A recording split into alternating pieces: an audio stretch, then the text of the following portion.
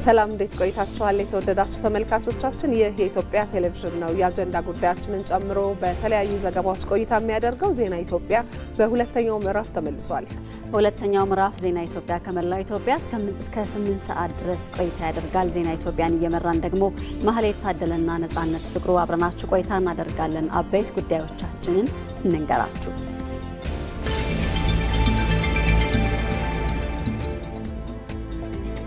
ጠቅላይ ሚኒስትር አብይ አህመድ ለኢየሱስ ክርስቶስ የልደት በዓል የእንኳን አደረሳችሁ መልእክት አስተላለፉ።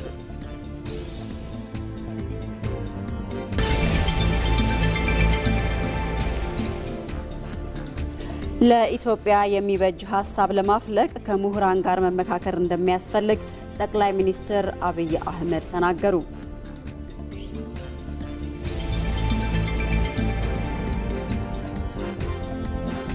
የአዲስ አበባ ከተማ ከንቲባ አዳነች አቤቤ ለሀገር ባለውለታዎችና አቅመ ደካሞች የመኖሪያ ቤት አስረከቡ።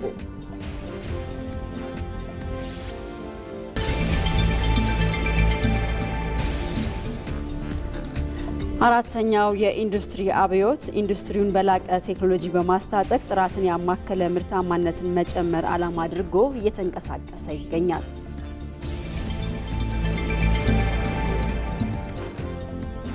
ከስፖርት በ35ኛው የአፍሪካ ዋንጫ ጥሎ ማለፍ ጨዋታ ግብጽ ቤኒንን 3-1 በመርታት በታሪኳ ለ11ኛ ጊዜ የሩብ ፍጻሜ ተፋላሚ መሆን ቻለች።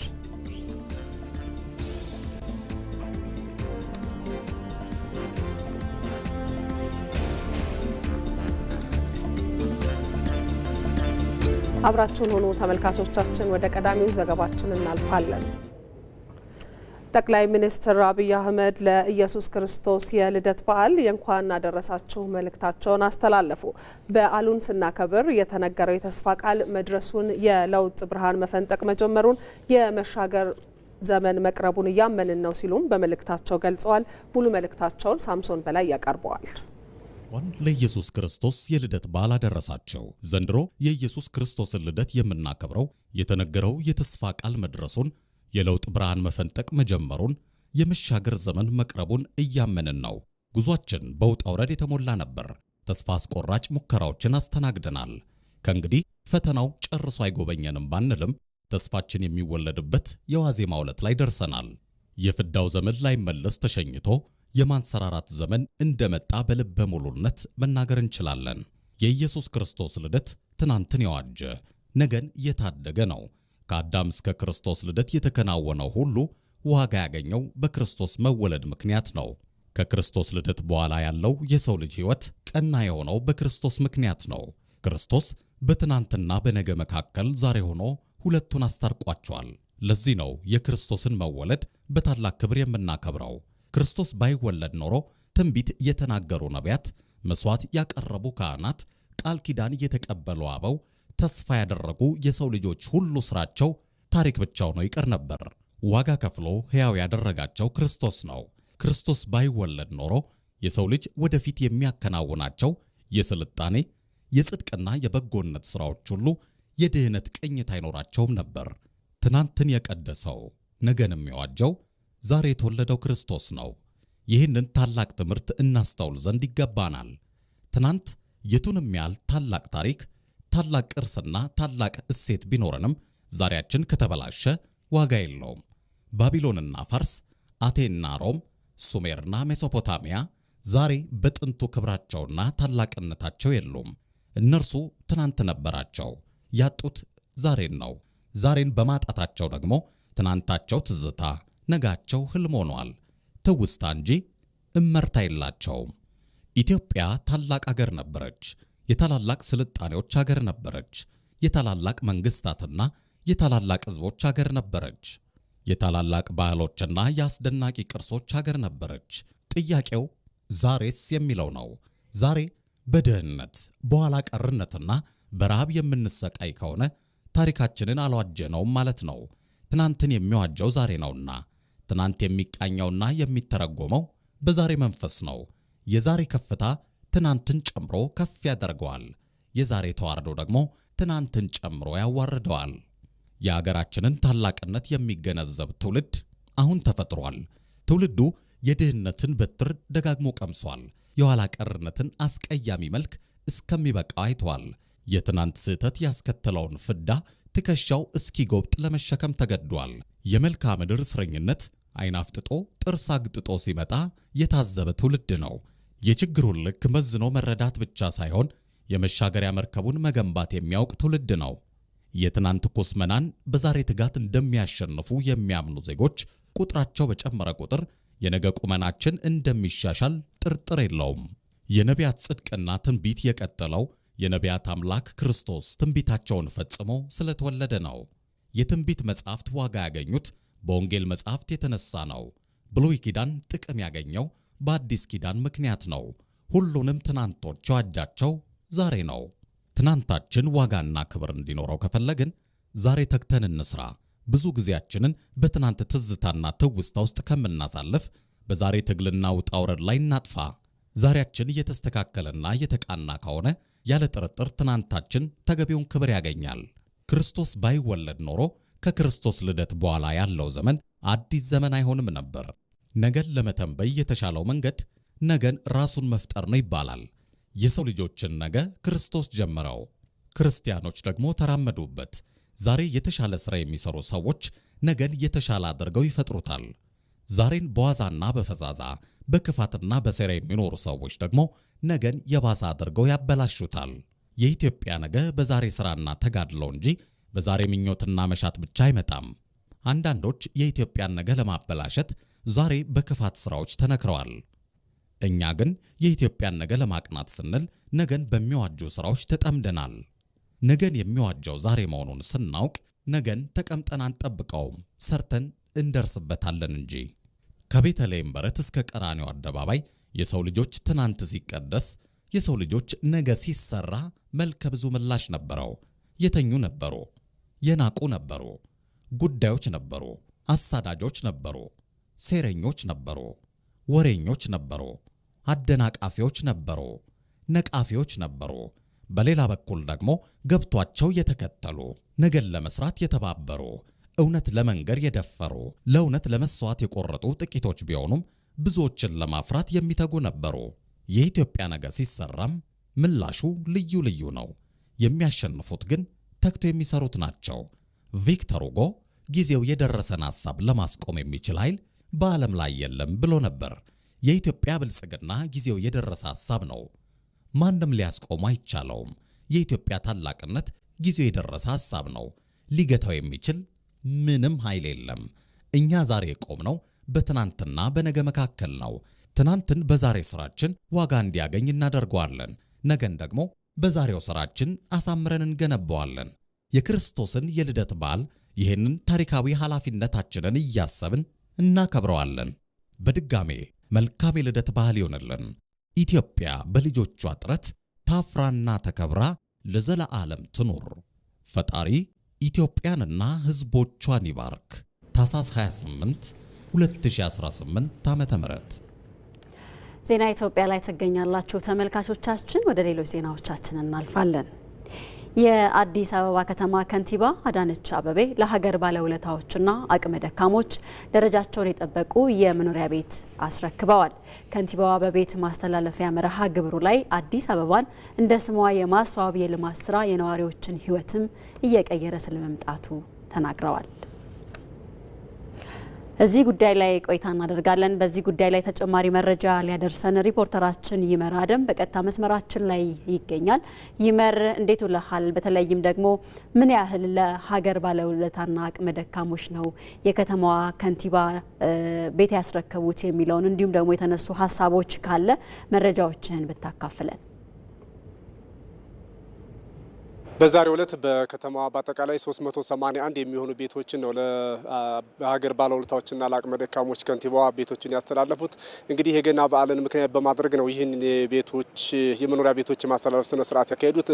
በዓሉንም ታሳቢ በማድረግ እንግዲህ ከመኖሪያ ቤቱ ባሻገር የመኖሪያ ቤቱም ሙሉ የቤት እቃ ተሟልቶለትና የበዓል መዋያ የሚሆን የዱቄት፣ የዶሮ፣ የእንቁላል፣ የዘይትም ድጋፍ የተደረገበት ነው ቤቱ። ወይም ደግሞ አዲስ ወደ ቤታቸው የገቡ ሰዎችም በዛ መልኩ ተሟልቶላቸው ተሰጥቷቸው ነው ወደ ቤታቸው ዛሬ የገቡት። ከንቲባዋም ቁልፍ አስረክበው ወደ ቤታቸው እንዲገቡ አድርገዋል። እንግዲህ ከተላለፉት 381 ቤቶች መካከል 273 የሚሆኑት የቀበሌ ቤቶች የነበሩ ግን ደግሞ በአስቸጋሪ ሁኔታና የወዳደቁ የሚመስሉ ቤቶች የነበሩበት ነው። እነዛን እንደገና አፍርሶ በአዲስ መልክ በመስራት የተከናወኑ ናቸው። እነዛን ለቀድሞ የቀበሌ ነዋሪዎች ነው ማስተላለፍ የተቻለው። ከዛ ባሻገር ደግሞ 108 የሚሆኑት ደግሞ ለሀገር ባለውለታዎችና ለአቅመ ደካሞችም ዝቅተኛ ገቢ ላላቸውና ገቢ ለሌላቸውም የከተማዋ ነዋሪዎች ነው የቤት ማስተላለፍ መርሃ ግብሩ የተካሄደው። እንግዲህ ከንቲባዋን በዚሁ ንግግራቸው አዲስ አበባ ውብ ጽዱ እየሆነች ነው ስንል ነዋሪዎቿንም እየቀየረች የነዋሪዎቿን የአኗኗር ዘይቤን በመቀየር ጭምር ነው ብለዋል። ይህንንም ታሳቢ በማድረግ እንግዲህ እነዚህ ቤቶች የተሰሩባቸው አካባቢዎች የአካባቢውን ገጽታ በመቀየር የሰፈሩን ጽዱና ውበትንም በሚጠብቁ መልኩ እስከ 5ኛ ፎቅ ድረስ የተሰሩና ደረጃቸውን የጠበቁ ቤቶች ናቸው የተሰሩት። ቤቶች የቤት ባለቤት ወይም ደግሞ የመኖሪያ ቤቱን ቁልፍ ከንቲባዋ ከተረከቡ የሀገር ባለውለታዎች መካከል የመከላከያ ሰራዊት አባላት የነበሩ የፌዴራል ፖሊስም እንዲሁ ይገኙበታል። ከዛ ባሻገር ደግሞ ታዋቂ ደራሲ የነበረውም ሀብታሙ አለባቸውም እንዲሁ የቤት ተጠቃሚ መሆን ችሏል። ከዛ ባሻገር ደግሞ የሀገር ባለውለታ በጣሊያን ጦርነት ወቅት በተለይ የምናስታውሰው ነው የኮሎኔል አብዲሳ አጋ ልጅ ኤልያስ አብዲሳ አጋም እንዲሁ የዚህ ቤት ተጠቃሚ የሆነበት መርሃ ግብር ነው። በአጠቃላይ በከተማዋ የቤት አቅርቦትን ለማሳደግ በዘርፈ ብዙ የተለያዩ አማራጮች እየተሰራ መሆኑንም ከንቲባው አንስተዋል። ከለውጡ ማግስት ጀምሮ በበጎ ፍቃድ አገልግሎት እንኳ ብቻ 45000 የሚሆኑ ቤቶችን ለከተማዋ ለሚመለከታቸው ደግሞ ዝቅተኛ ገቢ ላላቸውና ለአቅመ ደካሞች ለሀገር ባለውለታ ለሆኑ የከተማዋ ነዋሪዎች ማስተላለፍ ተችሏል ብለዋል። ይህንን ጨምሮ በሌሎች አማራጮችም የመኖሪያ ቤት አቅርቦትን የምንጨምርበትን ሁኔታ ላይ ከተማ አስተዳደሩ በትኩረት እየተሰራ መሆኑንም ከንቲባዋ አንስተዋል። እንግዲህ የአዲስ አበባ ከተማ አሁን ላይ ጽዱ፣ ውብ እንደ ስሟ እየሆነች ነው። ይህንንም ስንል ደግሞ ነዋሪዎቿን ጥላ ወይም ደግሞ ነዋሪዎቿን ሳታዘምን የኗኗሩን ሳትቀይር ከተማዋ ብቻዋን የምታድግበት መንገድ አይኖርም። ይህንንም ታሳቢ በማድረግ ተያያዥ የሆኑ ዘላቂ ልማቶች ከሚሰሩበት ባሻገር የኑሮ ሁኔታንም ሊቀይሩ የሚችሉ ነዋሪዎችን ተጠቃሚ የሚያደርጉ በርካታ ስራዎች እየተሰሩ መሆኑንና ለበዓልም እንኳን አደረሳችሁ ብለው መልእክት ያስተላልፉበት ጭምር ነበረ ማለት ይቻላል። ይመራ ደም ስለ መረጃዎች እናመሰግናለን። ለኢትዮጵያ የሚበጅ ሀሳብ ለማፍለቅ ከምሁራን ጋር መመካከር እንደሚያስፈልግ ጠቅላይ ሚኒስትር አብይ አህመድ ተናገሩ። የመደመር መንግስትም ለምሁራን ድጋፍ ለማድረግና በጋራ ለመስራት ቁርጠኛ ነው ሲሉ ጠቅላይ ሚኒስትሩ ገልጸዋል። ጠቅላይ ሚኒስትር አብይ አህመድ የአዲስ አበባ ዩኒቨርሲቲ 75ኛ ዓመት የአልማዝ ኢዮቤልዩ በዓል ላይ ከዩኒቨርሲቲው ምሁራን ጋር ውይይት አድርገዋል። ቶማስ ኃይሉ የአዲስ አበባ ዩኒቨርሲቲ 75ኛ ዓመት የአልማዝ ኢዮቤልዩ በዓልን በማስመልከት ባዘጋጀው የምሁራን የምክክር መድረክ ላይ ጠቅላይ ሚኒስትር አብይ አህመድ ምሁራን ለኢትዮጵያ ብልጽግና የሚኖራቸውን አበርክቶ በሚመለከት ከተሳታፊዎች ጋር ተወያይተዋል። በዚህም ምሁራን ሀሳብና እውቀትን በመደመር አዳዲስ እውቀቶችን ለመፍጠር የማያመነቱ መሆን ይገባቸዋል ሲሉ ገልጸዋል። አሁን ያሉ ምሁራን አንደኛ እናንተ ብቻ አይደለም የምታውቁት፣ እናንተ ብቻ አይደለም የምታስቡት፣ እናንተ ብቻ አይደላችሁም የበራላችሁ በየጫፉ ብዙ የበራላቸው ሰዎች አሉ። ያን ማጋጨት ያስፈልጋል። ማንም የበቃ እውቀት ያለው ሰው የለም። አሁን ላይ ያለው ትውልድ ሀሳብን ወደ ተግባር እንዲሸጋገር ለማስቻል የተፈጠረውን የአርቲፊሻል ኢንተለጀንስ ምህዳር እንዲጠቀም መሰረቱን ኢትዮጵያ እየጣለች ነውም ብለዋል። ከመድረኩ ከተነሱላቸው ጥያቄዎች መካከል ምሁራን ለኢትዮጵያ ኢኮኖሚ ግንባታ ሚናቸው ምን መሆን ይጠበቅበታል ለሚለውም ጠቅላይ ሚኒስትሩ ምላሽ ሰጥተዋል። በብዝሃ ዘርፍ ኢኮኖሚ ተወዳዳሪ ግን ደግሞ በተወሰኑት ልቆ ለመገኘት የሀገራችን ብሎም የአፍሪካ ምሁራን ሚና ምን መሆን አለበት? መልታይ ሴክቶራል ካልሆነ ግብርና መር ወይም ኢንዱስትሪ መር በሚባል አፕሮች የትም አንደርስም። ብዝሃ ዘርፍ መሆን አለበት። ብዝሃ ዘርፍ ብቻ ሳይሆን ብዝሃ ተዋናይ መኖር አለበት። መልታይ ሴክተር መሆኑ አዳዲስ ሀብቶች አዳዲስ እውቀቶች እንዲመነጩ እያስቻለ ነው ማለት ነው። ተዋናያኑስ መልታይ መሆን አለባቸው። ምሁራን ሳይሳተፉ በጣም ብዙ ፕራይቬት ሴክተር ሳይሳተፍ ህዝቡ በአቅሙ ሳይሳተፍ ሊሳካ አይችልም እና እናንተን ማሳተፍ የፈቃድ ጉዳይ ሳይሆን የመንግስታችን የፖሊሲ አቅጣጫ ነው። የምሁራን የፖለቲካ ልዩነት ለሀገር ግንባታ እንዲውል መንግስት ምን አስበዋል የሚል ጥያቄም ተነስቶላቸው ጠቅላይ ሚኒስትር አብይ አህመድ ምላሽ ሰጥተዋል። የተለያየ ትውልድ ነው እዚህ ውስጥ ያለፈውና በእኔ እምነት ይሄ መተሳሰር ከቻለ ትልቅ ልዩነት ሊያመጣ ይችላል። ፖለቲካ ልዩነቱ የቀድሞውና የአሁኑና የእርስዎ መንግስት እና እርስዎ የሚመሩት ፓርቲ አሁን እያስተዳደረም ስላለ ይሄንን እንዴት ሊያጣጥመው አስበዋል? የፖለቲካ ልዩነት ኢትዮጵያ ውስጥ አለ። እንዴት ወደ አንድ እናምጣው የሚለው ይሄ የፍቃድ የአዋጅ ጉዳይ አይደለም። ዲተርሚን ሆነን ልንሰራበት የሚገባው ጉዳይ ነው። በኔ እምነት ወደ ኋላ ስመለከት ታሪክን በሚዛን ዛሬን በትጋት ነገን በተስፋ ነው የምመለከተው። የትኛውም አንግል ያለ የኢትዮጵያ ክፍል ከማንም ይበልጣል ብዬ አላስብም። የትኛውም ግለሰብ ከማንም ይበልጣል ብዬ አላስብም። ኢኳል ኦፖርቹኒቲ ለዜጎች ይገባል ብዬ አምናለሁ። ለዚህም ተደምረን አገር እናበልጽግ ብዬ አስባለሁ። አንደኛ ደረጃ የሚባል ጅማ የለም። አንደኛ ደረጃ የሚባል ሐረር የለም። አንደኛ ደረጃ የሚባል አድዋ የለም። አንደኛ ደረጃ የሚባል ጎንደር የለም። አንደኛ ደረጃ የሚባል ኢትዮጵያ ነው ያለው። ምሁራን ሀሳብ ላይ በመወያየት ለሀገር ገንቢናም ውጤታማ ለመሆን መስራት ላይ ትኩረት ማድረግ ይገባቸዋል የሚሉ ሀሳቦችም ከመድረኩ ተነስተዋል። የምግብ ዋስትናን ለማረጋገጥ የሚያስችል ጥናት ያጠና ሰው መንግስት ቢሮ ከርችሞብኛል አልሰማኝም ሊል የሚችልበት እድል አለ ቢያለም ነው። ጉዳዩ ራሱን መሸጥ የሚችልበት ነገር መፍጠር መቻል አለብን። የምግብ ዋስትናውን የማያረጋግጥ የምግብ ዋስትና ሳይንቲስት በአንድ ወይም በሌላ መንገድ የመንግስት ስልጣን ብትሰጠውም ያንን ፐርፔቹዌት ሊያደርግ ነው የሚችለው። ማለት አሪፍ ስራዎችን አደንቃለሁ።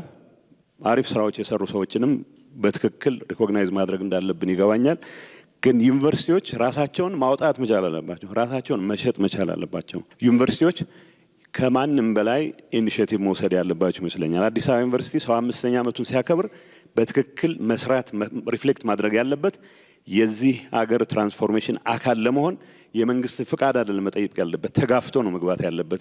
የዩኒቨርሲቲው እየሄድኩ በማረገው ውይይት አንድ በጣም የሚያስፈራኝ ነገር ይሄ ነው የሚባል ኢንቴሌክቹዋል ኢንቫይሮንመንት አለመኖሩ ነው። ይሄ የውይይት አዲስ ሀሳቦችን አንስቶ የመወያየት ባህል ፓርትሊ የሚመስለኝ ይሄ የገባንበት የጊዜው በየጊዜው ያሉ ኢሾች ከዛ አልፈን ሰፋ አድርገን እንዳናይና እንዳንወያይ አድርጎናል። ይሄ ደግሞ ከምሁራኖቻችን ልናገኝ የሚገባንን ጥቅም እንደ ሀገር እያጎደለብን ነው። ምሁር መጀመሪያ ከራሱ ጋር የሚነጋገር ነው አልኩ እንጂ መጨረሻ ላይ ኢንፍሉዌንስ የሚያደርግ ነው፣ የሚያስከትል ነው።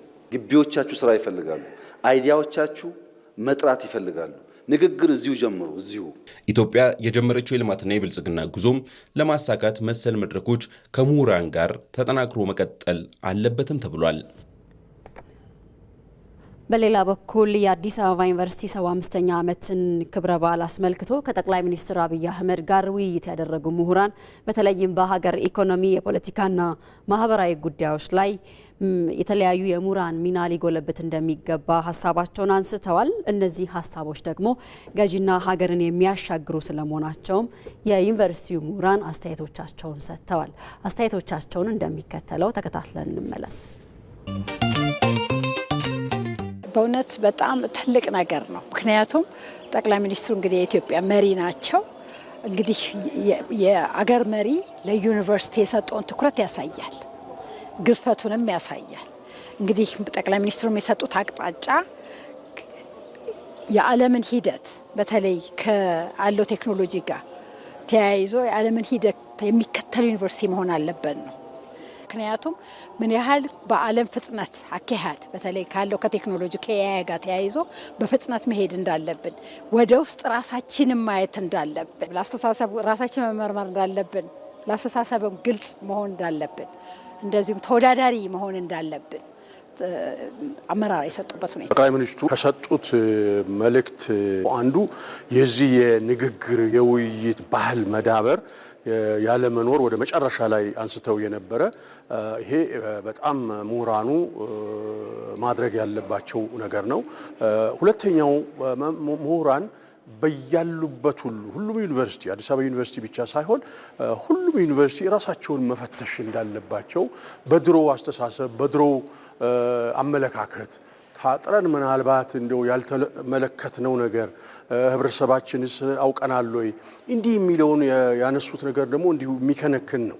ሌሎቹ ያው በዚህ በአርቲፊሻል ኢንቴሊጀንሱ ኤአዩ ሰፊ ነው። ከጥያቄም የተነሳው ሰፊ ነው። እሳቸው የሚያቀርቡት በጣም ሰፊ ነው።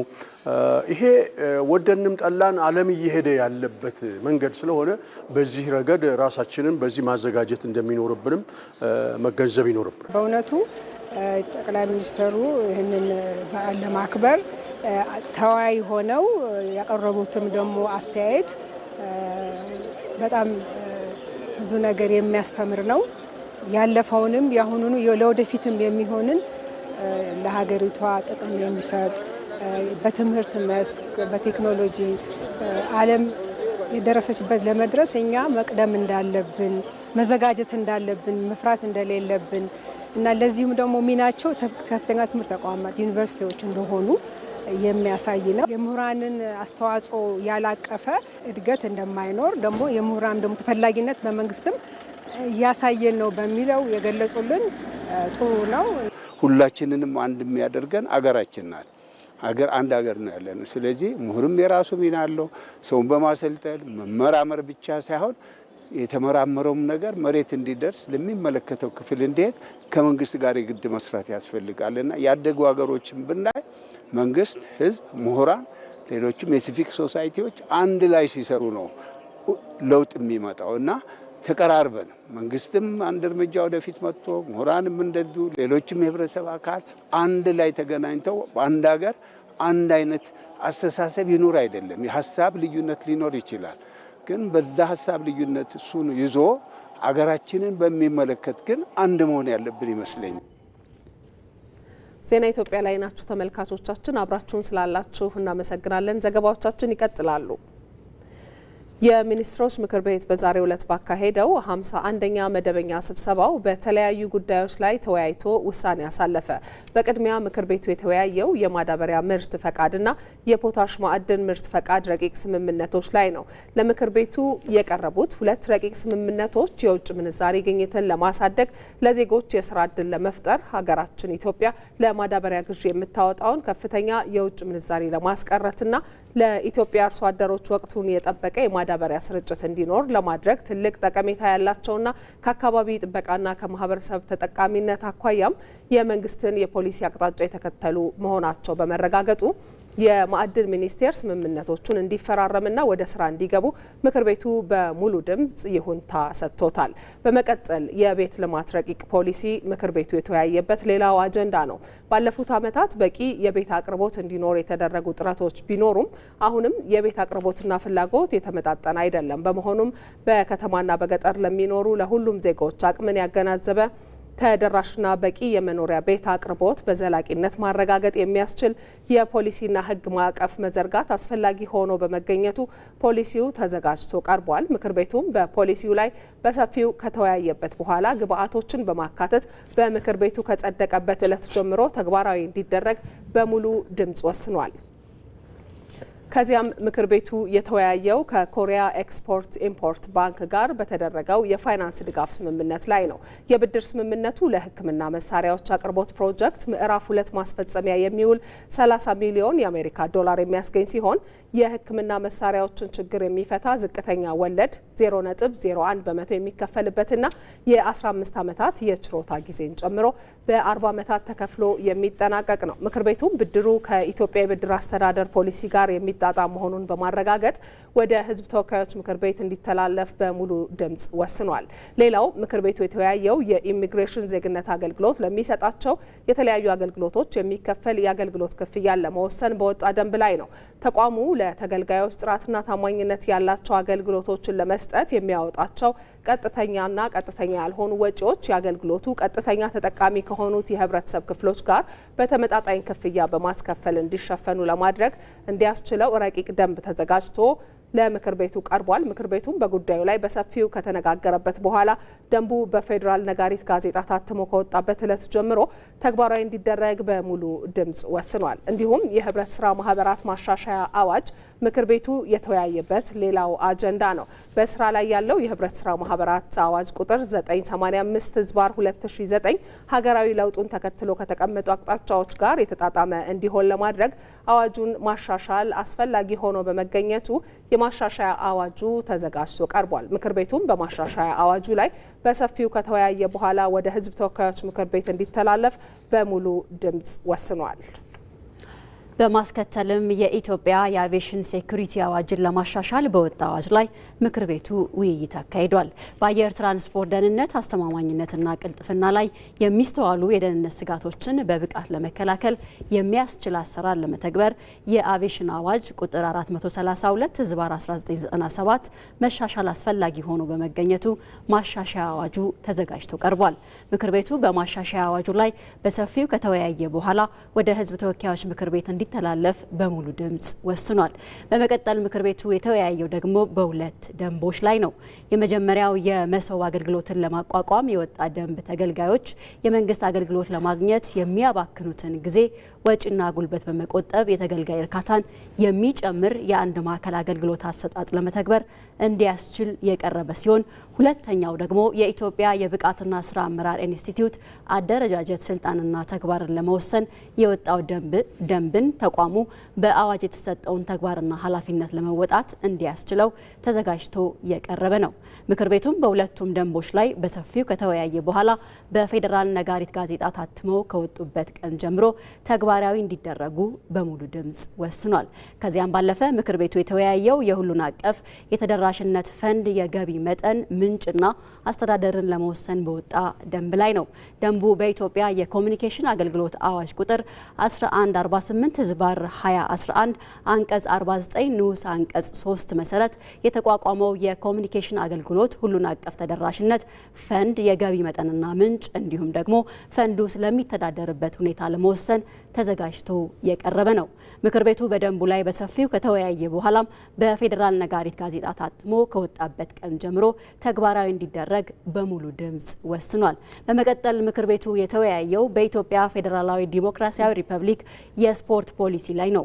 በስራ ላይ ያለው የስፖርት ፖሊሲ የማህበረሰቡን የስፖርት ተሳትፎ ለማረጋገጥ በቴክኖሎጂ የተደገፈ የመረጃ ስርዓት ለመዘርጋት ንጹህ ስፖርትን ለማስፋፋት የአበረታች ቅመሞችና ዘዴዎችን ለመከላከልና ስፖርትን ለማህበራዊ ልማት ከመጠቀም አንጻር ክፍተቶች የነበሩበት በመሆኑ ፖሊሲውን ለማሻሻል ረቂቅ ተዘጋጅቶ ለምክር ቤቱ ቀርቧል። ምክር ቤቱም በፖሊሲው ላይ በሰፊው ከተወያየ በኋላ ግብዓቶችን በማከል ከጸደቀበት ቀን ጀምሮ በስራ ላይ እንዲውል በሙሉ ድምጽ ወስኗል። በመጨረሻ ምክር ቤቱ የተወያየው የፌዴራል ስፖርት ልማትና አስተዳደር ረቂቅ አዋጅ ላይ ነው። በስፖርት ዘርፍ ያለውን ማህበራዊ፣ ኢኮኖሚያዊና ፖለቲካዊ ፋይዳ እንዲሁም ደግሞ አስተዳደራዊ ውስብስብነት አንጻር ከሚታዩ ዘርፉን በተለይም በአግባቡ ለመምራት ዘመናዊ፣ አሳታፊና አነቃቂ የሆነ የህግ ማዕቀፍና አስተዳደራዊ የአሰራር ስርዓትን መዘርጋት የሚያስችል ረቂቅ አዋጅ ተዘጋጅቶ ቀርቧል። ምክር ቤቱም በረቂቅ አዋጁ ላይ በሰፊው ከተወያየ በኋላ ግብዓቶችን በማከል ወደ ህዝብ ተወካዮች ምክር ቤት እንዲተላለፍ በሙሉ ድምጽ ከውሳኔ አሳልፏል። ዜና ኢትዮጵያ ይቀጥላል። ተመልካቾቻችን አብራችሁን ሆኑ።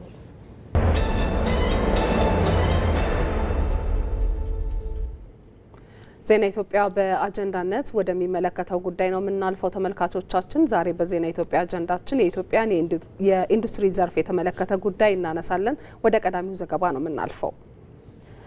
አራተኛው የኢንዱስትሪ አብዮት ኢንዱስትሪውን በላቀ ቴክኖሎጂ በማስታጠቅ ጥራትን ያማከለ ምርታማነትን መጨመር ዓላማ ያደረገ ነው። ኢትዮጵያም ለኢንዱስትሪዎቿ አቅም ለመፍጠር ዲጂታል ኢትዮጵያ ስትራቴጂን ተግባራዊ በማድረግ የኢንዱስትሪ አብዮቱን በመቀላቀል ላይ ትገኛለች። ይህንኑ ጉዳይ በተመለከተ ፍሬህይወት ረታ ያሰናዳችሁ ዘገባ አለ። ተከታትለን እንመለስ።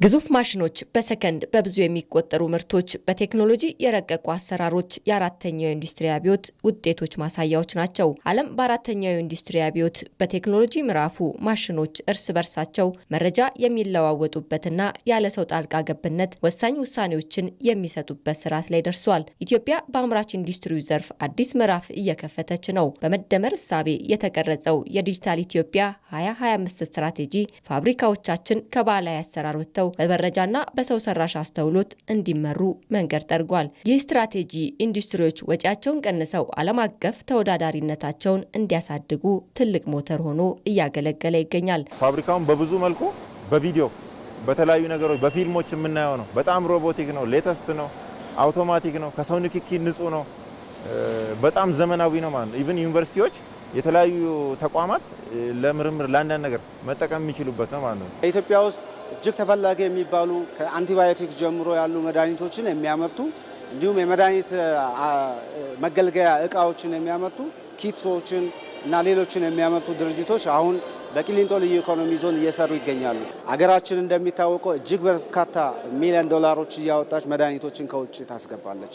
ምናልባትም በአጭር ጊዜ ውስጥ ሙሉ በሙሉ በሚባል ደረጃ ላይ መድኃኒቶች እዚህ ይመረታሉ። በአሁኑ ወቅት የኢንዱስትሪ ፓርኮቻችን በከፍተኛ ፍጥነት ባለው የኢንተርኔት መሰረተ ልማት እየተሳሰሩ ነው። ይህም አምራቾች ከጥሬ ዕቃ አቅራቢዎች እስከ መጨረሻ ደንበኛ ድረስ ያለውን ሰንሰለት በዲጂታል መንገድ እንዲቆጣጠሩ አስችሏል። በቴክኖሎጂ የታገዘ ምርት ጥራት ያለው ውጤት ብቻ ሳይሆን ለወጣቶች የሚፈጥረው የስራ ዕድልም የስትራቴጂው ዋነኛ ስኬት ተደርጎ ይወሰዳል። ኢንዱስትሪውን በመቀየር በማዘመን እና ምርታማነቱን በማሳደግ የኢትዮጵያን ኢኮኖሚ እንቀይራለን ካልን በኋላ ያን ኢንዱስትሪ በተለያዩ ሰብ ሴክተርስ ስንከፍል አንዱ ጎልቶ የወጣው አምራች ኢንዱስትሪ ነው።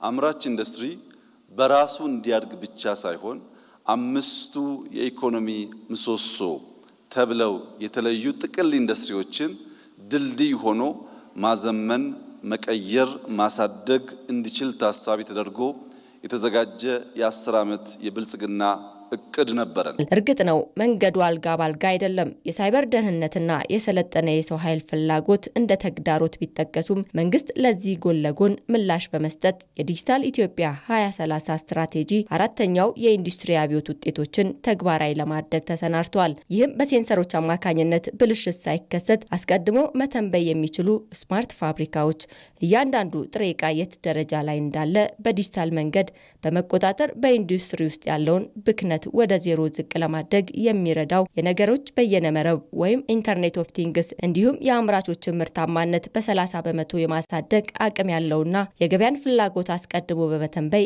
ምን ያህል መመረት እንዳለበት መመሪያ የሚሰጠውን ሰው ሰራሽ አስተውሎት ለኢትዮጵያ ኢንዱስትሪዎች ባዳ እንዳይሆኑ በ2030 ተወጥኗል። ኢንዱስትሪ 4.0 ወይም አራተኛው የኢንዱስትሪ አብዮት ለኢትዮጵያ የሩቅ ህልም ሳይሆን የዛሬ እውነታ ለመሆን ጉዞ ተጀምሯል። ኢንዱስትሪው ይቀየራል። ኢንዱስትሪው ሴክተሮች ይቀይራል። ኢንዱስትሪው የኢትዮጵያን እድገት ያሳልጣል። የምንመኘውን ብልጽግና ያመጣል።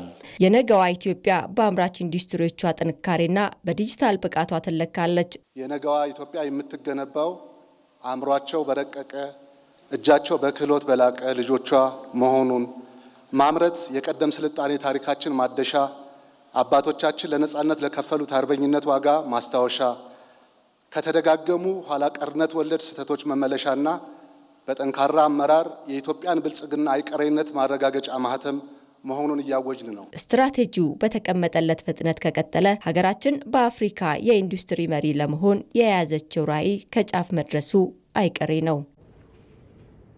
እዚህ ጉዳይ ላይ ቆይታ እናደርጋለን። ቆይታ ለማድረግ ደግሞ እንግዳ ጋብዘናል። እንግዳችን በሐዋሳ ዩኒቨርሲቲ በቴክኖሎጂ ኢንስቲትዩት መምህርና ተመራማሪ እንዲሁም የሐዋሳ ዩኒቨርሲቲ በቴክኖሎጂ ትምህርት ክፍል በኤሌክትሮኒክስ ትምህርት ክፍል ዳይሬክተር የሆኑት ዶክተር ተስፋዬ ባዩ ናቸው። ከሐዋሳ ስቱዲዮ በቀጥታ መስመራችን ላይ ይገኛሉ።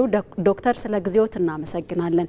ቀደም ሲል ያነሳነው ሀሳብ አለ። በተለይም አራተኛው የኢንዱስትሪ አብዮትን አንስተናል። ኢትዮጵያ የመጣችበትን መንገድም እየተመለከትን እንገኛለን እና አራተኛው የኢንዱስትሪ አብዮት በተለይ ኢንዱስትሪዎች ምን አይነት ቴክኖሎጂዎችን እንዲታጠቁ አስችሏል ይላሉ? አመሰግናለሁ። ያው ቅድም በዜና ዘገባው እንደተገለጸው የአራተኛው የኢንዱስትሪ አብዮት ከዚህ በፊት ከተለመደው አሰራር ወጣ ብሎ የአርቲፊሻል ኢንተለጀንስ ወይንም ሰው ሰራሽ አስተውሎትን የሚጠቀም የተለያዩ ቢግ ዳታ ብንለውን መጠኑ የሰፋ ያለ ዳታዎችን ፕሮሰስ በማድረግ የሚጠቀም እንዲሁም ኢንተርኔት ኦፍ ቲንግስ ቅድም እንደተባለው ከተለያየ ቦታ ላይ መረጃን በቀላሉ ማሰባሰብ የሚያስችል ኢንተርኔት ኦፍ ቲንግስን ወይም ሴንሰሮችን እየተጠቀመ ስራዎችን የሚያሳልጥ የአሰራር ስርዓት ነው የአራተኛው የኢንዱስትሪ አብዮት የሚከተለው። ዶክተር ምናልባት ከዚህ ጉዳይ ጋር በተገናኘ የኢንዱስትሪዎችን የማምረት አቅም ለማሳደግ በተለይ ብቃት ያለው የሰው ኃይል እንዲሁም ደግሞ የፈጠራ አቅሙም ከፍ ያለ የሰው ኃይል ያስፈልጋል እና ከዚህ አኳያ በሰው ኃይል አቅም እንዲሁም ግንባታና ፈጠራ ላይ ምን አይነት ስራዎች ነው መሰራት የሚጠብቀው የምንፈልገውን ውጤት ለማምጣት? አው የሰው ኃይል ስልጠናን በተመለከተ እንደ ከዚህ በፊቱ ምናልባትም ሳይንሳዊና ቴክኒካዊ እውቀትን ብቻ መሰረት ያደረገ የሰው ኃይል ማፍራት አሁን ጊዜው ለደረሰበት የስራ ኢንቫይሮንመንቱ ከሚፈልገው አንፃር በቂ አይደለም። ምሩቃኖቻችን ወደ ስራ የምናስገባቸው ሰዎች በአጠቃላይ ሰው ተኮር የሆነ ሰብአዊነትን መላበስ ይኖርባቸዋል።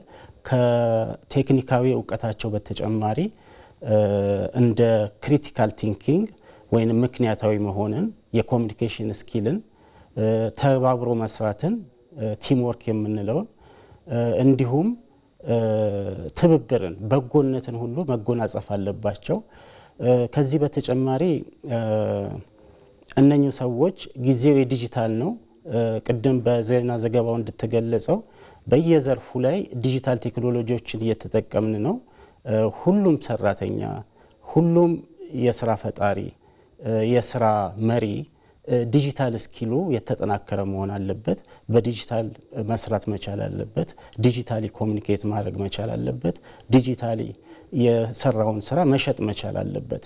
ከዚህ አንጻር መሰረታዊ የሚባሉ ቴክኒካል እውቀትንም ይፈልጋል። ሰብአዊ የሆነውንም ሰው ተኮር የሆነውን እውቀት ይፈልጋል። ዲጂታል ስኪልንም መላበስ ይኖርበታል ማለት ነው። ዶክተር ምናልባት ኢትዮጵያ የዲጂታል 2025ን ምዕራፍ አሳክታ ወደ ዲጂታል 2030 ተሸጋግራለች እና ምናልባት የዲጂታል የ2030 ዲጂታል ስትራቴጂ በተለይ ለኢንዱስትሪው ዘርፍ ምን አቅም ይፈጥራል፣ ምን ይዞ ይመጣል ይላሉ? ዲጂታል ኢትዮጵያ 2030 መሰረታዊ የሚባሉ ዲጂታል ኢንፍራስትራክቸርን ከማሳደግ አንጻር ከዚህ በፊት የተጀመረውን አጠናክሮ ማስቀጠል እቅድ ይዟል። ይሄም በሳይበር ሴኩሪቲ፣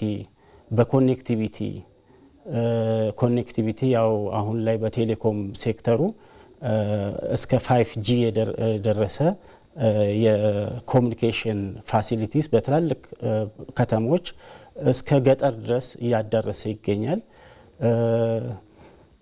ሌላኛው ያው የሰው ኃይል ልማቱንም በጣም እያጠናከረ ነው ያለው። ከዚህ አንጻር የዲጂታል ኢትዮጵያ 2030 አንኳር የሚባሉ ስራዎችን እየተሰራ ነው የሚገኘው። በቅድ ላይም አሉ። ለምሳሌ በኢፋይናንሲንግ ስናይ ባንኪንግ ሴክተሩ፣ ማንኛውም አይነት ፋይናንሻል ሴክተር ከመደበኛው ከረንሲ የወረቀት ከረንሲ ወጥቶ ዲጂታል ከረንሲ አፕላይ ያደረገ ነው። መንግስታቶች ቅድም በዜና ዘገባው እንደተገለጸው ከአንድ ማዕከል አገልግሎት የማግኘት እንትን አለ፣ አሰራር እየተዘረጋ ነው። ይሄ ሁሉ ተወዳዳሪነትን፣ ኢንቨስትመንትን ከመሳብ አንጻር ከፍተኛ አስተዋጽኦ ያደርጋል ብዬ አስባለሁ። መልካም፣ እጅግ በጣም እናመሰግናለን። በሐዋሳ ዩኒቨርሲቲ በቴክኖሎጂና ኢንስቲትዩት ትምህርት ክፍል መምህርና ተመራማሪ እንዲሁም በዩኒቨርሲቲው የኤሌክትሮኒክ ትምህርት ክፍል ዳይሬክተር ዶክተር ተስፋዬ ባዩ በቀጥታ መስመር ስለተገኙልን ስለሰጡን ማብራሪያም እጅግ አድርገን እናመሰግናለን። እኔም አመሰግናለሁ።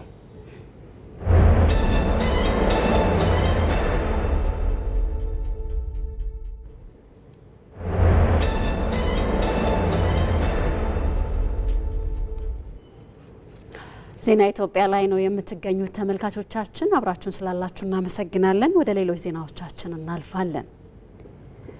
የሕዝብ ተወካዮች ምክር ቤት የፌዴራል ከፍተኛ ፍርድ ቤት የ34 እጩ ዳኞች ሹመትን መርምሮ አጸደቀ። ምክር ቤቱ የኢትዮጵያ መገናኛ ብዙኃን ባለስልጣን ዋና ዳይሬክተር ሹመትንም አጽድቋል። ምክር ቤቱ 6ኛ ዙር 5ኛ ዓመት የስራ ዘመን 8ኛ መደበኛ ጉባኤውን አካሂዷል። እዚህ ጉዳይ ላይ ቆይታ እናደርጋለን። በዚህ ጉዳይ ላይ ተጨማሪ መረጃ ሊያደርሰን ሪፖርተራችን መሐመድ ረህማቶ በቀጥታ መስመራችን ላይ ይገኛል። መሐመድ እንዴት ውለሃል? በድጋሚ በተለይ የምክር ቤቱ ጉባኤ ምን ጉዳዮችን የተመለከተ ነው? ሌሎች የተነሱ ሀሳቦች ካለ መረጃዎችን ብታጋራን።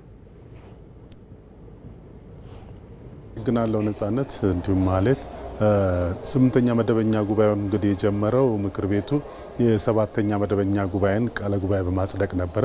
በመቀጠል የኢትዮጵያ መገናኛ ብዙኃን ባለስልጣን ዋና ዳይሬክተርን ለመሾም የቀረበውን የውሳኔ ሀሳብ መርምሮ አጽድቋል ማለት ነው። በዚህም መሰረት የኢትዮጵያ መገናኛ ብዙኃን ባለስልጣን ዋና ዳይሬክተር ሆነው የተሾሙት ወይዘሮ ሃይማኖት ዘለቀ ናቸው ማለት ነው። ወይዘሮ ሃይማኖት እንግዲህ በተለያዩ ተቋማት ሲሰሩ የነበሩም ናቸው። በኢትዮጵያ ዜና አገልግሎት፣ በአዲስ አበባ በመንግስት ኮሚኒኬሽን አገልግሎት እንዲሁም ደግሞ በእኛ ተቋም በኢትዮጵያ ብሮድካስቲንግ ኮርፖሬሽንም በኦንላይን ዘርፍ በኃላፊነትም ሲያገለግሉ የነበሩ ናቸው። እንግዲህ በሙሉ ድምጽ ምክር ቤቱ ይህን ሹመት አጽድቆታል ማለት ነው። በሌላ በኩል ደግሞ የተመለከተው የከፍተኛ ፍርድ ቤት እጩ ዳኞችን ሹመትን ለማጽደቅ የቀረበ ውሳኔ ሀሳብ ነው። በዚህ ውሳኔ ሀሳብ በርካታ ውይይቶች ተካሂደውበታል። ይህ እንግዲህ የለውጡ መንግስት በርካታ የሪፎርም ስራዎችን እየሰራ ነው። በተለይ በፍትህ ስርዓቱና በፍትህ ዘርፉ ላይ በፍርድ ቤቶች ሂደት ላይ የህዝቡን የፍትህ ጥማት ለማርካት እንዲሁም መልካም አስተዳደርን መልካም አገልግሎት የተሳለጠ አገልግሎትንም ለማሳለጥ ሰፋፊ ሪፎርም ስራዎችን ሲሰራ ቆይቷል። በቴክኖሎጂ ደገፈም ለማድረግ እየተሞከረ ነው የፍርድ ሂደቱን። እንዲሁም ደግሞ የዚሁ አካል የሆነውን ነው እንግዲህ የከፍተኛ ፍርድ ቤት ዳኞችን ሹመት ዛሬ ለማጸደቅ ወደ ምክር ቤት የላከው ማለት ነው መንግስት። በዚህም መሰረት 34 የከፍተኛ ፍርድ ቤት ዳኞች እንዲሾሙ ተደርጓል ማለት ነው። የውሳኔ ሀሳቡም በምክር ቤቱ በአንድ ተቃውሞ በአብላጫ ድምጽ ጸድቋል ማለት ነው። ይህ መሆኑ እንግዲህ የፍርድ ሂደቱን የተሻለ ለማድረግ እንደሚያግዝ ተነግሯል። በምክር ቤቱ የቀረቡ አንዳንድ ሀሳቦች አሉ። እነዚህ እንግዲህ የተሾሙት ከመጀመሪያ ደረጃ ፍርድ ቤቶች ነውና የመጀመሪያ ደረጃ ፍርድ ቤቶች አሁን ላይ ክፍት አይሆኑም ወይ? እነዚህ ሁሉ 34 ያህል ወደ ከፍተኛ ፍርድ ቤት ሲመጡ ክፍት አይሆኑም ወይ የሚል ነገር ተነግሮ ነበረ። የሪፎርሙ አካል የሆነ የሰው ኃይል የማብቃት ስራ እየተሰራ ነው። ከተለያዩ ክልሎች እንዲመጡም እየተደረገ ነው። በቀጣይ ደግሞ የመጀመሪያ ደረጃ ፍርድ ቤቶች ዳኞች ሹመትም በቀጣይ የሚጸድቅ እንደሆነ አፈጉባኤ አብራርተዋል ማለት ነው። ይህን ይመስላል ለጊዜው ያለኝ መረጃ። መሐመድ ራማቶ ስለ መረጃዎችን እናመሰግናለን። ኢትዮጵያ የታዳሽ ኃይልን በመጠቀም የአረንጓዴ ኢኮኖሚ መርሃ ግብርን በመተግበርና የበካይ ጋዝ ልቀትን በመቀነስ ኃላፊነቷን እየተወጣች ትገኛለች። ታዳሽ ኃይል ለዜጎች እንዲሁም ለኢንዱስትሪዎች በተመጣጣኝ ዋጋ ኃይልን በማቅረብ የሀገር ውስጥ ምርት እንዲጠናከር እያስቻለም ነው። ቶማስ ኃይሉ ይህንን ጉዳይ በተመለከተ ያሰናዳውን እንከታተል። ኢትዮጵያ ያላት መልክዓ ምድራዊ አቀማመጥና የአየር ጸባይ ለኃይል ማመንጫ ተስማሚ ስለመሆኑ የተመሰከረለት ቢሆንም ጥቅም ላይ መዋል የተቻለው ግን እጅግ ዝቅተኛ መጠን ያለውን ነው። በተለይ እምቅ የታዳሽ ኃይል ሀብቷም ከራሷ አልፎ ለጎረቤቶቿ ሊበቃ የሚችል መሆኑን የተረዳው የመደመር መንግስት ታዳሽ ኃይልን በመጠቀም የአረንጓዴ ኢኮኖሚ መርሃ ግብርን በመተግበር ዓለም አቀፋዊ ግዴታዋንና ሀገራዊ ኃላፊነቷን እንድትወጣም ተስፋ ሰጪ ተግባራት እየተከናወኑ ነው። ታዳሽ ኃይል ከኢትዮጵያ ከአረንጓዴ ኢኮኖሚ ስትራቴጂ የሚቀዳ ሲሆን ታዳሽና ንጹህ ኃይልን የማመንጨት ልማትን ማፋጠን ደግሞ ዋነኛ ትልሙ ነው። የታዳሽ ኃይል አካባቢን በመጠበቅ ለዘላቂ እድገት የሚሆን ግብዓት በመሆንና አስተማማኝ የኤሌክትሪክ ተደራሽን በማስፋት ሀገራዊ ግቦችን በማሳካት ትል ላይ የተቃኘ ነው። ኢትዮጵያ እንደ ውሃ ኃይል፣ የንፋስ፣ የፀሐይ፣ የጂኦተርማል ያሉ ንጹህ የኃይል ምንጮችን ቅድሚያ በመስጠት በከሰል እንዲሁም በነዳጅ ላይ ያለውን ጥገኝነት ለመቀነስ እየሰራች ትገኛለች። በእርግጥ ከ60 ሺህ በላይ ሜጋዋት ኃይል የማመንጨት አቅም እንዳላት ልብ ማለት ያስፈልጋል። በእርግጥ ይህ ተግባር ለዘላቂ ልማት፣ ለስራ ዕድል ለመፍጠር እንዲሁም ለሁሉም የኤሌክትሪክ ተደራሽነት ለማስፋት እየተደረገ ያለ እንቅስቃሴ ነው።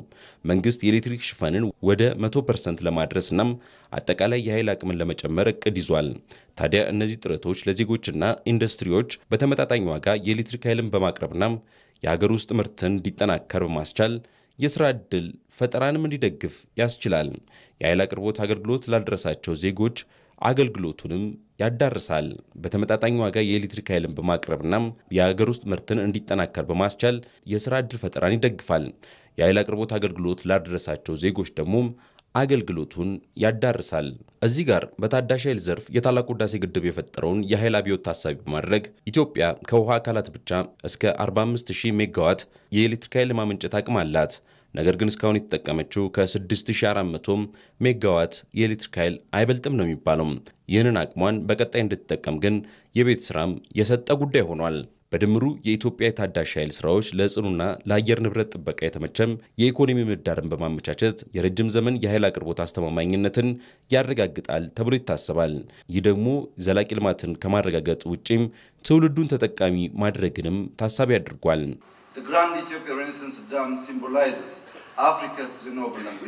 ታላቁ የኢትዮጵያ ህዳሴ ግድብ የአፍሪካ የታዳሽ ኃይል ፍላጎቷ ተምሳሌት ነው። እኛ ከዚህ ተነስተን ወደ የፀሐይ፣ የነፋስ፣ ጂኦተርማልና ኒውክሌር ኃይል እያሰፋን ነው። የአፍሪካን የኃይል ትስስር የመፍጠር ራዕይን በማሳካትና ኢንዱስትሪያላይዜሽንን በማሳደግ የአየር በካይ ጋዝ ልቀትን የመቀነስ ስራዎች እየሰራን ነው። ኢትዮጵያ በታዳሽ ኃይል ትግበራው በኤሌክትሪክ የሚሰሩ ተሽከርካሪዎችን በማበረታታት ማለትም እንደ አውሮፓውያኖቹ የዘመን ቀመር በ2030 ግማሽ ሚሊዮን ተሽከርካሪዎችን ከማድረስ እስከ ዝቅተኛ የካርቦን ልቀት ያለው በጋዝ የሚሰሩ ተሽከርካሪዎችን በመጠቀም ለአረንጓዴ ትራንስፖርት መሰረትን የጣሉ ተግባራትን በማከናወን ላይ ትገኛለች። በአረንጓዴ አሻራ መርሃ ግብር የተራቆቱ መሬቶች ወደ ነባር ይዞታቸው እንዲመለሱ በማድረግ እንዲሁም የታዳሽ ኃይል አማራጮቿን በማስፋት ለአረንጓዴ ልማትና እድገት ያላትን ቁርጠኛነት በማሳየቷም በአፍሪካና በዓለም ደረጃ ምሳሌ የሚሆን ተግባር ማከናወኗን ተከትሎም 32ኛው የተባበሩት መንግስታት ድርጅት የአየር ንብረት ጉባኤ ኮፕ 32ን እንድታዘጋጅ አስመርጧታል። ይህም የአየር ንብረት ለውጥን ለመከላከልና አረንጓዴ ልማትን ለማስፋት ቁርጠኛ በመሆኗም የተሰጣት እውቅና ስለመሆኑ ብዙዎችን ያስማማል። ኢትዮጵያ በተፈጥሮ ሀብት መመናመን ምክንያት የአየር ንብረት ለውጥን ለመከላከል የታዳሽ ኃይል ላይ ትኩረት ሰጥታ መስራት መጀመሯም ፍትሐዊ ኤሌክትሪክ ኃይልን ከማዳረስ በዘለለ የኢንዱስትሪዎችን ልማት መደገፍ የኢኮኖሚ እድገትን ለማረጋገጥ አሁን ላይ ወሳኝ ሆኗል። በእርግጥ ከውሃ ከሚገኘው ታዳሽ ኃይል ጎን ለጎን የጂኦተርማል የእንፋሎትና የንፋስ ኃይል ልማት ላይ ማተኮር መጀመሩ በእርግጥም የታዳሽ ኃይል ልማት ምን ያህል ከኢትዮጵያ አልፎ ለሌሎች ሀገራት መትረፍ የሚያስችል አቅም የሚፈጥር ስለመሆኑ ታሳቢ የተደረገበትም ሆኗል። የኢየሱስ ክርስቶስ ልደት ለክርስቲያኖች የድህነትና ከኃጢአት ቀንበር ነፃ መውጣት በመሆኑ ልዩ ስፍራ እንደሚሰጠው የደቡብ ኢትዮጵያ ክልል ሃይማኖት ተቋማት ፎረም አስታወቀ። በዓሉ ሲከበርም ለሰው ልጆች ሁሉ ፍቅርን በመግለጽ መሆን እንዳለበትም ተመላክቷል። ተመስገን ተስፋዬ የክርስትና እምነት ተከታዮች በድምቀት ከሚያከብሯቸው ሃይማኖታዊ በዓላት መካከል ተጠቃሽ ነው የኢየሱስ ክርስቶስ ልደት ገና በዓል። በዓሉ በእምነቱ ተከታዮች ዘንድ በተለያዩ ሃይማኖታዊ ስነ ስርዓቶች ታጅቦ የሚከበር ሲሆን አስተምሮቱ በሚያዘው መሰረት የተለያዩ መንፈሳዊና ሰብአዊ ተግባራት ይከናወኑበታል። ዕለቱ በየዓመቱ በወርሃ ታኅሳስ ሲታሰብ በተለይም ለእምነቱ ተከታዮች ድነት የተጀመረበት ልዩ የደስታ ቀን ሆኖ እንደሚከበር በደቡብ ኢትዮጵያ ክልል ያሉ የተለያዩ የክርስትና እምነት ተቋማት ሃይማኖት መሪዎች ይናገራሉ። ክርስቶስ ድነቱን የጀመረበት ልዩ በዓል ነው። እንግዲህ ይሄ የክርስቶስ ልደት ለኛ ለክርስቲያኖች ልዩ የሆነ ቀን ነው። ልዩ የበረከት ቀን ነው፣ የደስታ ቀን ነው፣ የሐሴት ቀን ነው። ለምን ቢባል ክርስቶስ ላድነን ተገልጧል። ክርስቶስ የእግዚአብሔርን ስጦታ የተቀበልነው በትክክል ያየነው በኢየሱስ ክርስቶስ መወለድ ነው ያገኘነው። ስለዚህ በወንጌላውያን አብያተ ክርስቲያናት ህብረት የጌታችን የኢየሱስ ክርስቶስ መወለድ ለቅዱሳን ለዓለም ሁሉ ህዝብ ተስፋ እግዚአብሔር የሰጠበት የተስፋ መገለጫ የእግዚአብሔር ፍቅር ለሰው ልጆች የተገለጠበት እንደሆነ አድርገን ነው የምንቀበለው። እጅግ ታላቅ የሆነ ቦታ የሚሰጠው ክብረ በዓል ነው። ምክንያቱም ሰዎች ድነትን ያገኙበት ድነት በራሱ ትልቅ የሆነ የእግዚአብሔር ልጅ የመሆንን ነገር ከጨለማ ከጥፋት ሰዎችን ለማዳን ኢየሱስ ክርስቶስ የተወለደበትና እኛን ለማዳን ወደዚህ ዓለም የመጣበት ለዛውም ደግሞ ራሱን ዝቅ አድርጎ በከብቶች በረት ውስጥ የተወለደበትና ገና ምስኪኖችን የእግዚአብሔር ልጅ የመሆንን እድል ያገኝንበት ነገር እንደሆነ ነው የሚሰማኝ። ዕለቱ ክርስቶስ ራሱን ለሰው ልጆች አሳልፎ እንደሰጠ ሁሉ ሰዎች ያለምንም የዘርና የቀለም ልዩነት ከመንፈሳዊነት የተሻገሩ መልካም ተግባራትን በሰብአዊነት በማከናወን ፍቅርን ማሳየት እንዳለባቸውም የሃይማኖት አባቶች ይመክራሉ። ፍቅርና አገልግሎትን መግለጽ አለብን። ክርስቶስ አምላክ ሆኖ እግዚአብሔር ሆኖ ሰማይና ምድርን የፈጠረ ሆኖ ያን ሁሉ ትቶ ግን እኛን ለማዳን ዝቅ ብሎ እንደተወለደ ስጋ ለብሶ እንደተወለደ ፍቅሩን ለኛ እንደገለጸ እኛም ፍቅራችንን ለሌሎች መግለጽ መቻል አለብን።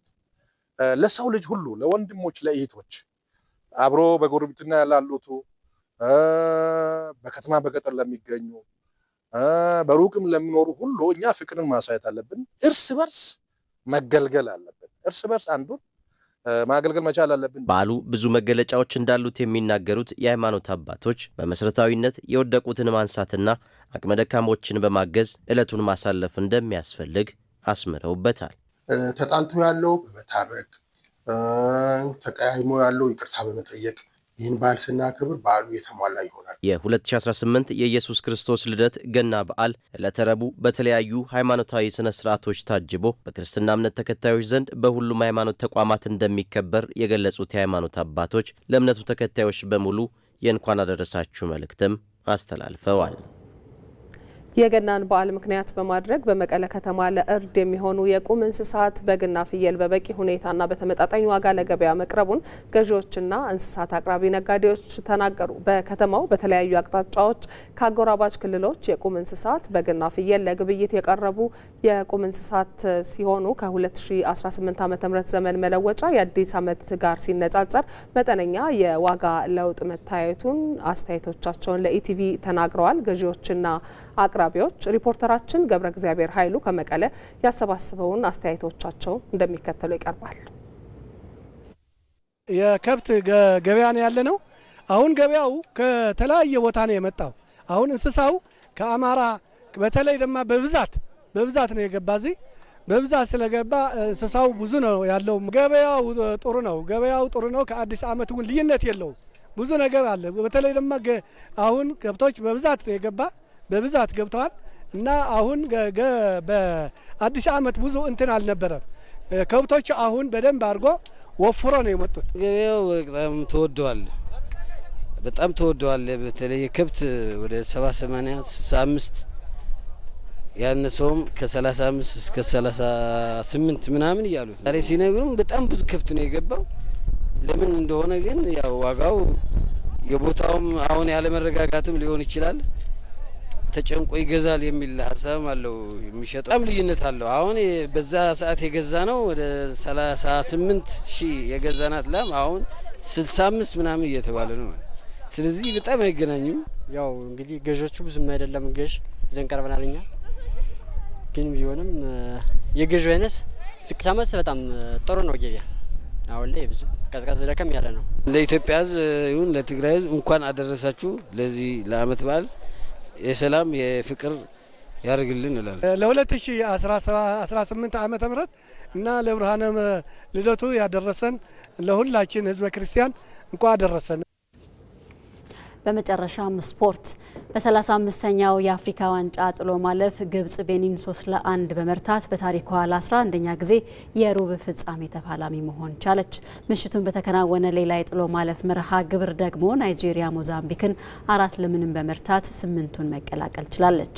መሰረት ተስፋዬ 24 ሀገራትን ይዞ የጀመረው 35ኛው የሞሮኮ የአፍሪካ ዋንጫ እስካሁን 14 ሀገራትን ወደ መጡበት ሸኝቶ 10 ሀገራትን አስቀርቷል። የግዙፉ የአፍሪካ መድረክ የጥሎ ማለፍ ጨዋታዎች ትላንት ምሽትም ቀጥለው የተደረጉ ሲሆን ግብጽና ናይጄሪያ ተጋጣሚዎቻቸውን በማሸነፍ ወደ ሩብ ፍጻሜ መግባታቸውን አረጋግጠዋል። በጥሎ ማለፉ የመድረኩ የ7 ጊዜ ባለድል ግብጽ ቤኒንን ገጥማ 3-1 በመርታት ወደ ሩብ ፍጻሜ ገብታለች። 120 ደቂቃን በፈጀው ፍልሚያ ግብጽ ቤኒንን 3-1 አሸንፋለች። በጨዋታው ቤኒን ግብጽን እስከ ተጨማሪ ደቂቃዎች ድረስ ብትፈትንም ባለቀ ሰዓት እጅ ሰጥታለች። የሁለቱ ሀገራት የጨዋታ መደበኛ ክፍለ ጊዜ አንዳቻ ተጠናቆ ወደ ተጨማሪ ደቂቃ ያመራ ሲሆን ፈርዖኖቹ በጭማሪ ደቂቃዎች የጨዋታውን ብልጫ ወስደው 2 ግቦችን በማስቆጠር 3-1 ረትተዋል። የግብጽ የቁርጥ ቀን ልጅ መሐመድ ሳላ፣ አቲያና ያስር ኢብራሂም የግብጽን የድል ግቦች ማስቆጠር ችለዋል። ለቤኒን ደግሞ የማስተዛዘኛዋን ግብ ዶሱ ጨርሶ ከመረብ አሳርፏል። በቀድሞ ተጫዋቿ ሆሳም ሐሰን አሰልጣኝነት የምትመራው ግብጽ በሞሮኮ የአፍሪካ ዋንጫ ባለመሸነፍ ጉዞዋም ቀጥላለች። በአፍሪካ ዋንጫ ታሪኳ ለ11ኛ ጊዜ ለሩብ ፍጻሜ መብቃትም ችላለች። ፈርዖኖቹ በሩብ ፍጻሜው የኮት ዲቫርንና የቡርኪና ፋሶን አሸናፊ የሚገጥሙም ይሆናል። የሊቨርፑሉ ተጫዋች መሐመድ ሳላ በአፍሪካ ዋንጫ 3 ግቦችን አስቆጥሮ ውድድሩን በኮከብ ግብ አስቆጣሪነት ለማጠናቀቅ የሚያደርገውን ግስጋሴ አጠናክሯል።